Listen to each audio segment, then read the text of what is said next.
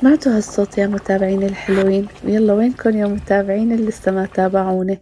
وصفتنا اليوم هي شوربة بهالخضار اللي شايفينه قدامكم. شو عندكم؟ بندورة مستوي جيبوها، وجيبوا بصلي، وهاتوا سنتوم وحطوهم بالفرن لينشووا، وجهزوا هالمكونات المكتوبة قدامكم على الشاشة.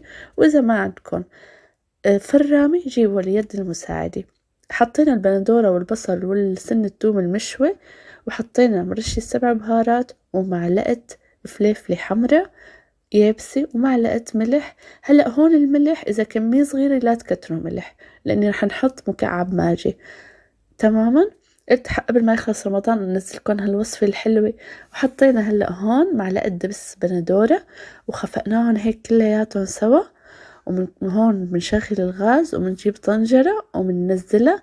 ولا تنسوا انه هون ما حطينا زيت، لان الخضار وقت شويناهم بالفرن شويناه وحطينا لهم زيت زيتون شوي.